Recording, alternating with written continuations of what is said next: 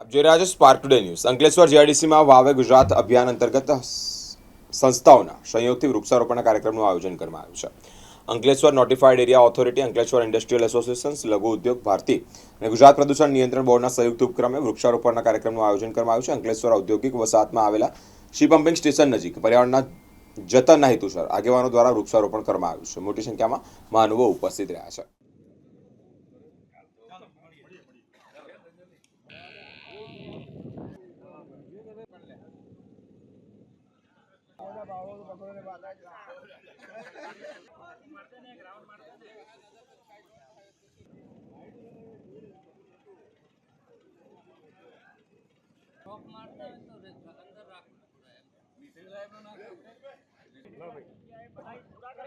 GIDC માં C pumping station ખાતે notified area GPCB, GIDC, લઘુ ઉદ્યોગ ભારતી ને એઆઈના સંયુક્ત ઉપક્રમે વૃક્ષારોપણનું આયોજન કરવામાં આવેલ છે ને ખૂબ સરસ રીતે 151 ઝાડનું વાવેતર કર્યું છે ને આ અભિયાન અમારું ચાલુ જ રહેશે ને અમે જીઆઈડીસીમાં હરિયાળી ક્રાંતિ લઈને આવીશું ને જેટલી બી જગ્યા જ્યાં મળશે ત્યાં વૃક્ષોનું વાવેતર કરશું. નમસ્કાર, હું ડૉક્ટર જિજ્ઞાસા ઓઝા, પ્રાદેશિક અધિકારી, ગુજરાત પ્રદૂષણ નિયંત્રણ બોર્ડ, અંકલેશ્વર.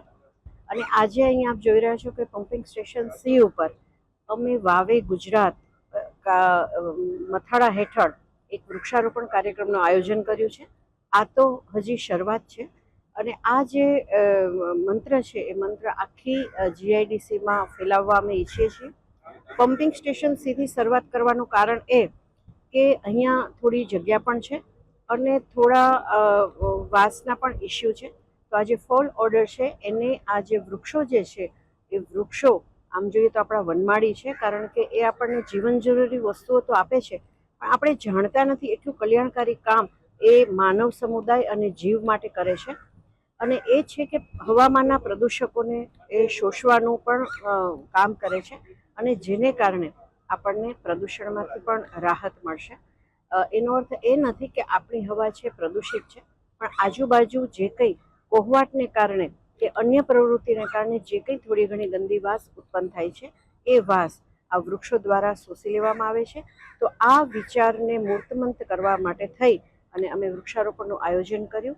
અને મેં આપને કહ્યું એમ કે આ જે વૃક્ષારોપણનો યજ્ઞ છે એ યજ્ઞ આખા જીઆઈડીસીમાં અમે શરૂ કરીશું અને અંકલેશ્વરની જીઆઈડીસીને વધારે હરિયાળી બનાવવાનો પ્રયાસ કરીશું. ધન્યવાદ.